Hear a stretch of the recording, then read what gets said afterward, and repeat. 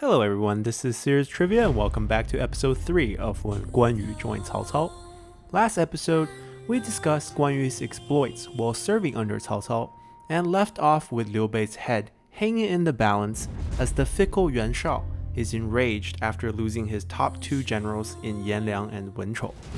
In today's episode, we will see how Liu Bei talks his way out of his own execution and finds out if Guan Yu is willing to leave his luxurious life behind under Cao Cao to once again rejoin with Liu Bei. So let's jump back into our story where we find Liu Bei tied up and about to lose his head.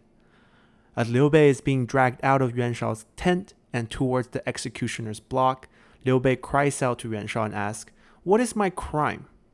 Yuan Shao replies, "You had your brother, Guan Yu, kill two of my top generals." Liu Bei laughs and replies, "Clearly, Cao Cao knows I'm here, so he sends out Guan Yu to kill Yanliang and Wenchou, just to borrow your knife to cut off my head. Please think about it. If you spare me now and let me write to Guan Yu, who probably doesn't even know that I'm alive and here, then he will surely come aid us to destroy Cao Cao." Yuan Shao ponders for a bit and replies, "Having Guan Yu would be having like 10 Yanliang and 10 Wenchou on our side. It was silly for me to fall for Cao Cao's trap. Please forgive me, Liu Bei." So Liu Bei survives again and pens a letter to Guan Yu. But following their victory against Yanliang and Wenchou, Cao Cao has already marched the bulk of his main army back to the capital of Xuchang and only left Xiahoudun with a small force to garrison and defend the crossing at Guandu. Back in the capital, Cao Cao holds a celebration feast for his generals. As they laughed at how Wenchou fell for the military supply trap, a messenger arrives with news of a new yellow turban uprising in Runan, led by Gongdu and Liu Bei, and the administrator of Runan, Cao Hong, is asking for reinforcement as his forces has been beaten back by the rebellion. Hearing this, and eager to leave the capital again to seek news of Liu Bei, Guan Yu stands up and volunteers to lead a force to defeat the rebellion. Cao Cao replies, "We have not even had the chance to properly reward you for your contributions against Yuan Shao, so how can we labor you so soon after returning?" Guan Yu pleads his case and says that if he stays idle for too long, his whole body aches with boredom, so please allow him to march out and fight again. Cao Cao laughs and agrees and orders Guan Yu to lead 50,000 men with Yu Jin and Yue Jin as his assistant generals to march out the next day towards Runan. A few days later, as Guan Yu made camp outside of Runan, two spies were caught sneaking around their encampment and were brought to Guan Yu. Guan Yu took a look at one of them and told his guards to clear the room so he can interrogate them in private. Once the room was cleared, Guan Yu freed one of the men as he recognized him to be Sun Qian, who used to serve under Liu Bei. Sun Qian thanks Guan Yu and tells him that following their defeat at Xuzhou, he ran off towards Runan, where Liu Bei took him in. He then asks Guan Yu why he was now serving under Cao Cao and how Liu Bei's two wives are doing. Guan Yu shares his side of the story, and Sun Qian tells him that Liu Bei is now a vassal under Yuan Shao, and that this Yellow Turban rebellion here in Runan is actually supported by Yuan Shao as a plan to distract Cao Cao's forces. Hearing that Liu Bei is alive, Guan Yu is elated, but quickly becomes worried about the fact that he had just slain both Yanliang and Wenchou. Sun Qian tells him to not worry too much about it, and states that he will return to Liu Bei and Gongdu's camp tonight and tell them to feign defeat tomorrow to Guan Yu and cede over Runan, so that they can all return to Yuan Shao. Once back in Hebei, Sun Qian says he will find out about Yuan Shao's opinions of Guan Yu and promises to send word back to Xuchang after he finds out their intentions. In the meantime, Sun Qian asks Guan Yu to start making preparations to flee Xuchang with Liu Bei's wives. Guan Yu thinks for a second and states, "I will leave Cao Cao as soon as I return to Xuchang. Even if Yuan Shao wants my head, I am willing to die if it means I can see my brother again." So that night, Guan Yu sneaks Sun Qian out of the camp and readies his men for battle the next day. On the next day, Guan Yu leads his men out to face off with the Yellow Turbans in Runan. Riding out of the Yellow Turbans' camp is Gongdu, and the two exchange words in front of their respective armies. Guan Yu asked, "Have the yellow turbans not had enough? Are all you traitors still trying to overthrow the Han?"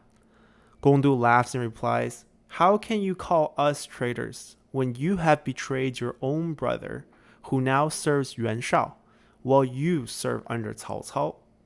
Unable to answer, Guan Yu charges out for a duel with Gongdu.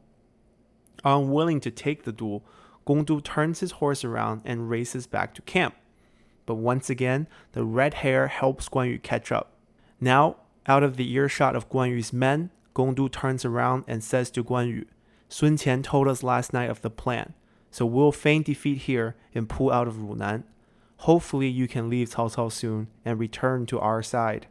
Hearing this, Guan Yu eases up the chase and returns to his lines as he orders his men to give chase and reoccupy Runan, as Gongdu's men scatters into the wild.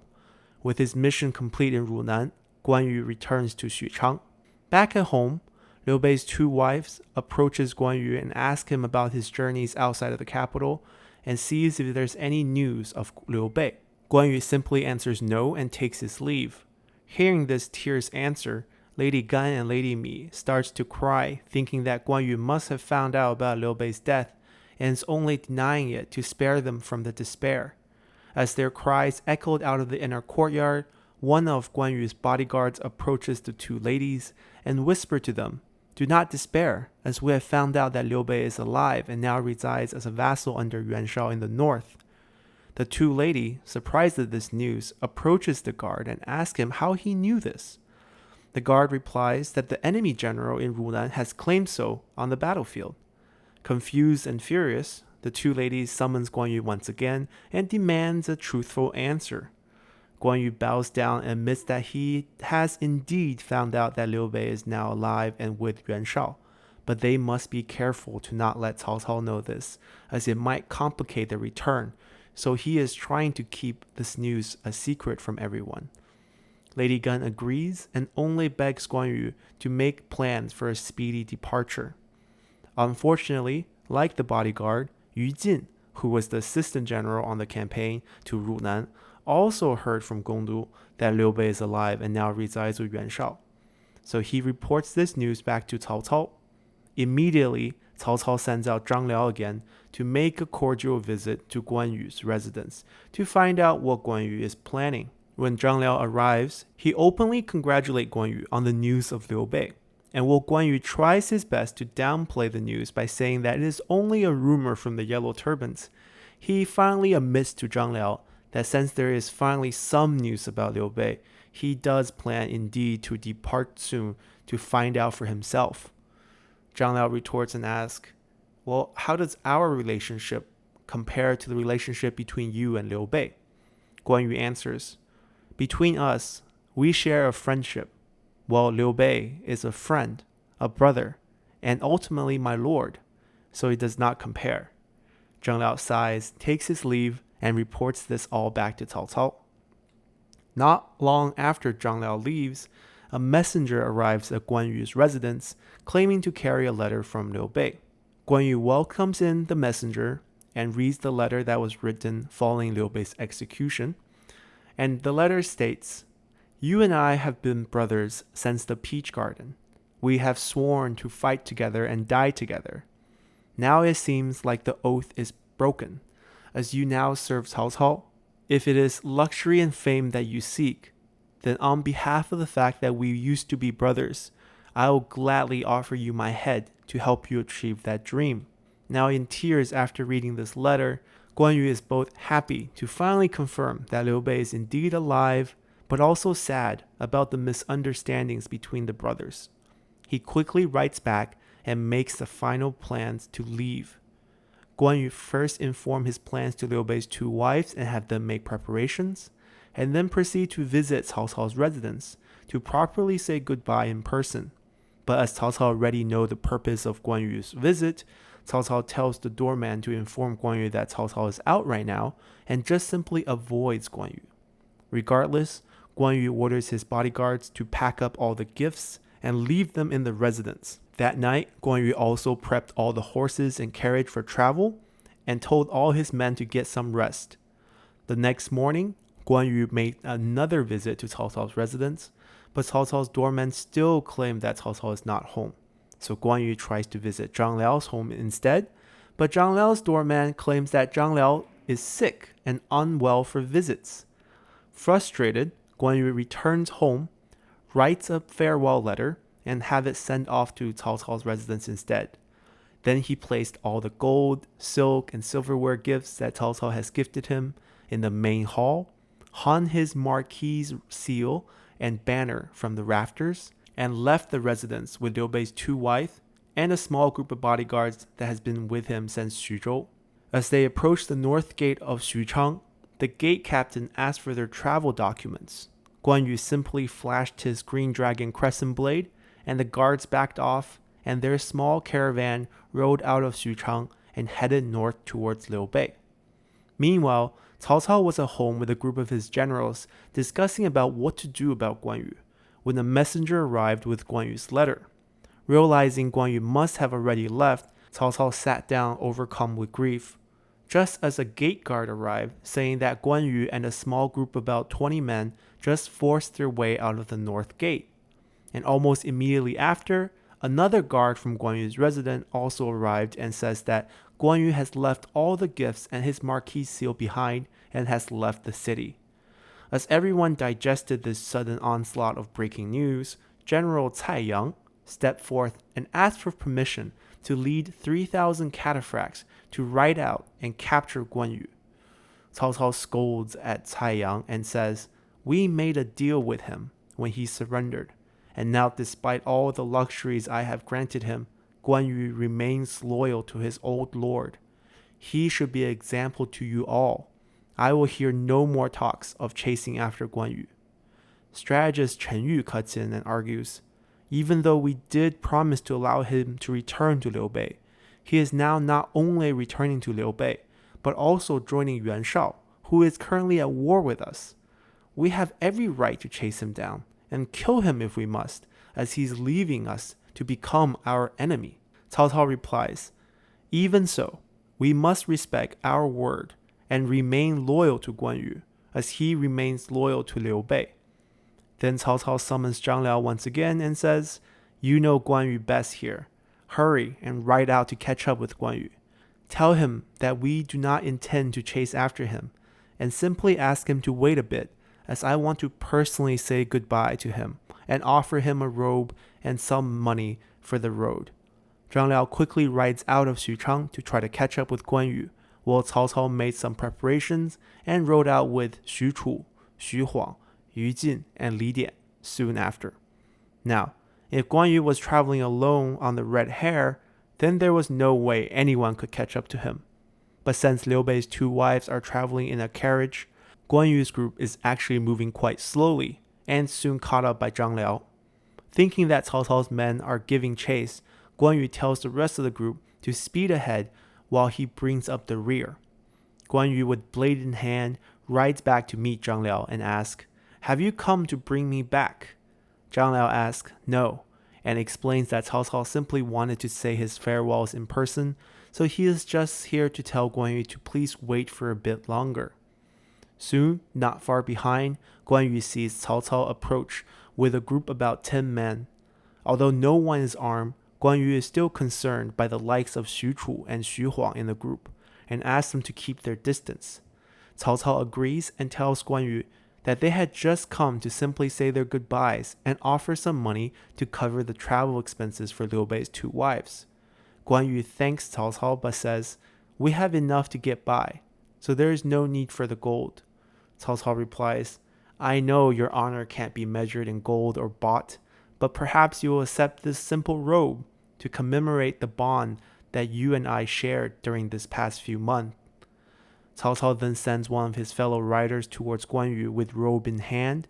Still worried, Guan Yu does not dismount to accept the robe, but instead stretches out his blade and flicks the robe towards himself. Guan Yu puts on the robe and thanks Cao Cao, then rides off north to catch up with his caravan. Seeing Guan Yu ride off into the horizon, Cao Cao sighs and laments at the loss of such a great talent. That night, Guan Yu's caravan arrives at a village where they were greeted by the village elder Hu Hua, who used to be a government official for the Han. They were welcomed in to spend the night at his residence. While chatting with Guan Yu, the old man asked Guan Yu to deliver a letter to his youngest son, who now serves as a soldier under Rongyang's administrator Wang Zhi. As Rongyang is on the way for Guan Yu gladly accepts, and they take their leave the next morning. Heading north in the direction of Luoyang, Guan Yu's caravan approaches a narrow mountain path named Dongling Guan, which is a small military outpost guarded by a general named Kong Xiu, along with 500 men. On approach, Kong Xiu greets Guan Yu and asks where Guan Yu is headed. Guan Yu replies that they are headed north to meet up with Liu Bei.